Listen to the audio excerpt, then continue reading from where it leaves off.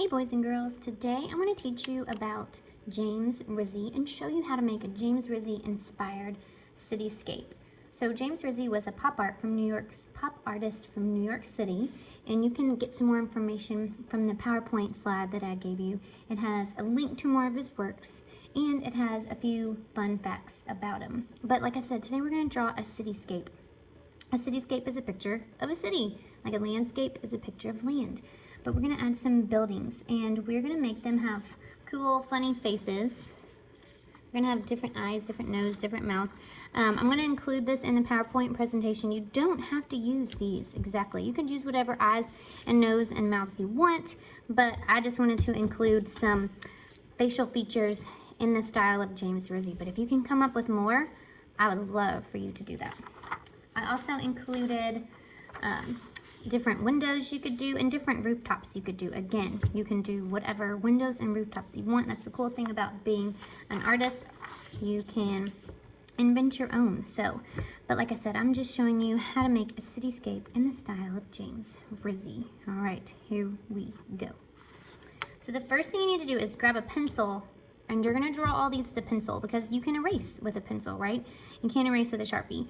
Now, on a video, the pencil doesn't show up as well, and for the sake of time, I'm going to just draw mine with a Sharpie. I like Sharpie markers because in this project, we're actually going to use washable markers to trace around the edges and then use water to blend that washable marker. And if I use like a washable marker to draw or trace my buildings, that washable marker will bleed and will darken all of your colors. And if that's what you want, then go for it. But I think that might be kind of frustrating. So if you don't have a Sharpie, maybe just don't outline or just use your pencil and then trace with washable markers. But I love Sharpies. I use them in a lot of my art lessons. So, and they're not, too expensive if you just get a couple. So here we go. And also you gotta promise your parents you're not gonna use them on anything but paper, right? You're only gonna use them on your art and not anywhere else. So here we go. So here's my Sharpie.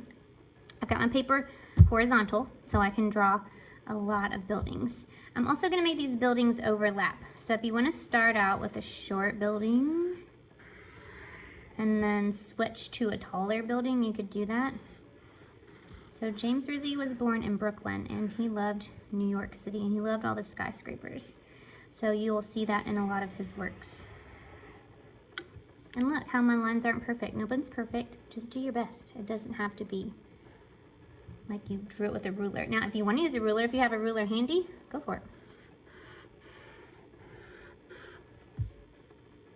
In New York City, there's all types of buildings, all kinds of sizes, so you can make your buildings however you want. But I would put the shorter buildings in the front and then the taller buildings in the back to create the illusion of space. Again, that's called overlapping.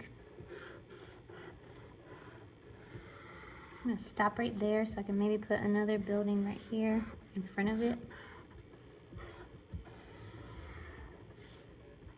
Okay, James Rizzi did pop art. It's bright, it's colorful. It's not perfect. It's not like a photograph, it's kind of abstract. And buildings, do they have faces? Nope, but our buildings are gonna have faces. I even saw like a cat building or a dog building. I originally got this idea from Cassie Stevens. She's one of my favorite art teachers. I get a lot of inspiration from her. And if you want to check out her website, just look up Cassie Stevens, and she's got a lot of fun art projects that you could do at home as well. All right, so there's our buildings. If you want, you could add a sun and a moon. I kind of didn't leave enough space for that, so I think I'm gonna leave that out. So the next step is to draw your faces, your eyes, your noses, your mouth. And not every building has to have a face. If you want to do just some buildings with faces and some buildings with not, go for it. It's your art, it's your picture.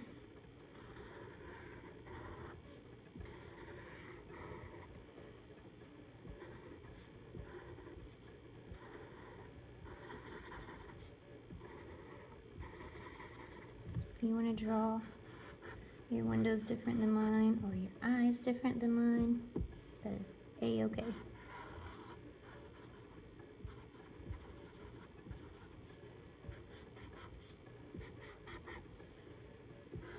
I did this lesson with my third graders last year, and they really liked it and had fun. If you want to see examples of their work, you can go to my blog, Elements of the Art Room.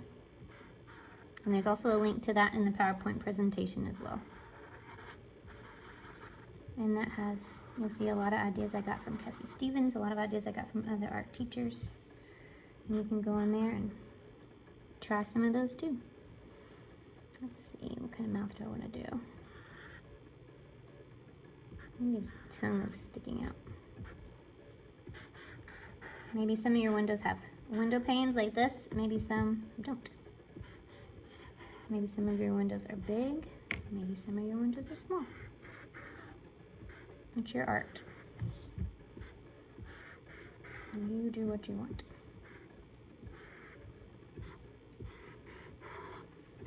So right now I'm using shapes, I'm using lines. Those are two elements of art that are really important. The elements of art are like ingredients that you need to make art. It's kind of hard to make a drawing without lines, right? And we gotta have lines to make shapes.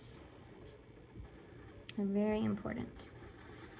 And then in just a minute we're gonna add some color.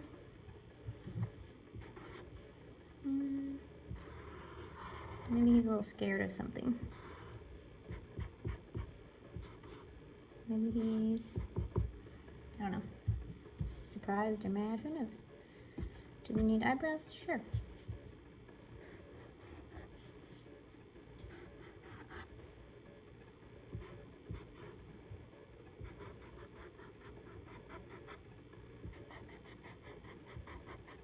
Again, your lines don't have to be perfect. Just do your best.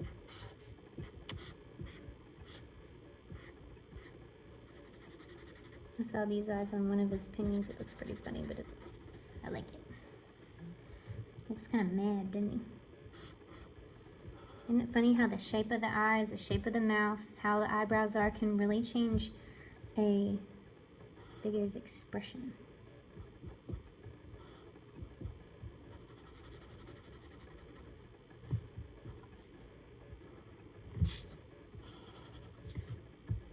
If you don't want to do a nose, you don't have to have a nose. Let's see. What kind of windows should he have? I haven't done any diamond windows yet. I saw a few of James Rizzi's cities and they did like bow ties or bows or whiskers. You're not limited to what I'm showing you. Use your imagination.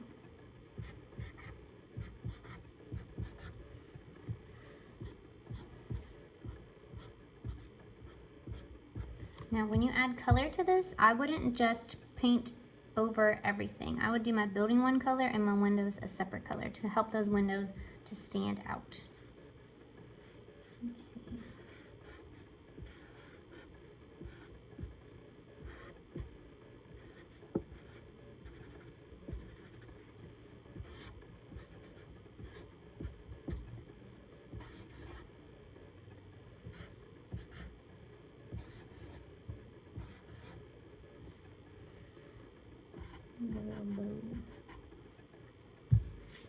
Do girls have to have bows and hearts? No, but if you want to, go for it. Let's see. We need a cat building. Cats have elliptical eyes, so that's why I'm putting it at oval in their windows.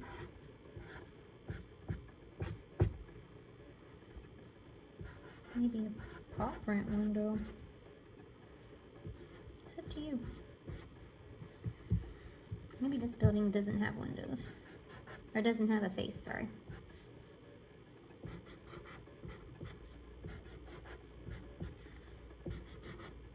And if you want to start out with a Sharpie, you can do that.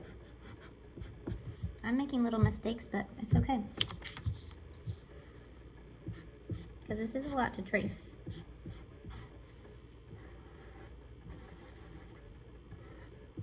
And if you don't have enough time and you just want to do a couple buildings, just do a couple buildings. Oh, I need one with glasses. I think I'll do him with glasses.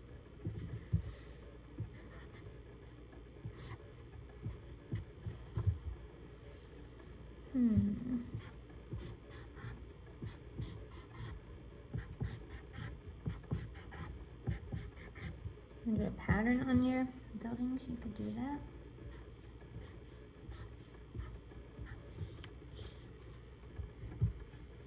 Don't really have much room for decorations on that one, do I? Maybe I shouldn't add wood into there. Let's see. I know I said I wasn't going to add anything in the sky, but it looks kind of plain after adding all these details. So if you wanted to do a small sun, or if it's night, you could do stars. Yeah, I think we needed some details up there. Alright, so there we go. There's how you draw your buildings and add faces. Now the next step is to add marker and to paint. And I think I'm going to make a time-lapse video showing you how to do that so I don't take up all of your time. Have fun! I love to see your work.